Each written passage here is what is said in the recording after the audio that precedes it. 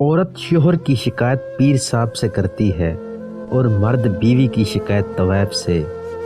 محبت کے بھرم صرف تب تک رہتے ہیں جب تک وہ انسان کے دل میں چھپی رہتی ہے۔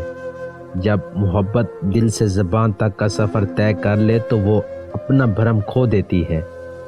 کتابیں پڑھنے والی عورت بہت دیر سے محبت پر ایمان لاتی ہے، کیونکہ وہ جانتی ہے کہ تخیل حقیقت سے زیادہ خوبصورت ہوتا ہے۔ ہم ایک ایسے معاشرے کا حصہ ہیں جہاں پر سچائی لفظوں کی بنیادی تحقیق کی جاتی ہے، ایمان کی بنیاد پر نہیں۔ خوددار لوگ جب کسی مکان کو چھوڑ دیتے ہیں تو وہ وہاں دوبارہ کبھی لوٹ کر نہیں آتے۔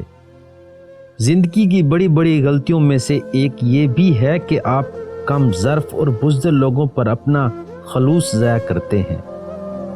جو نسلی اور وفادار دوست ہوتا ہے وہ چاہے آپ سے جس قدر بھی ناراض ہو جائے مگر کبھی بھی دشمنوں کی صفت میں نہیں کھڑا ہوتا۔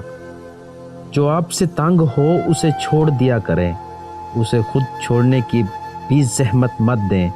بوجھ بننے سے یاد بن جانا بہتر ہوتا ہے۔ کبھی انسان کے سچے جذبات کا ضائع ہونا اس کا بہت بڑا خسارہ ہے۔ کچھ لوگ واقعی ساری عمر کسی کے انتظار میں گزار دیتے ہیں، جیسے غریب پیسے اور امیر سکون کے انتظار میں۔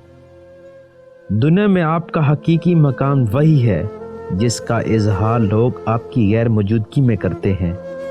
پیشانی چومنا محبت کا اظہار ہوتا ہے۔ عورت اگر پیار کرتے وقت مرد کی پیشانی نہ چومے تو اس کا مطلب ہے کہ وہ محبت کم کرتی ہے۔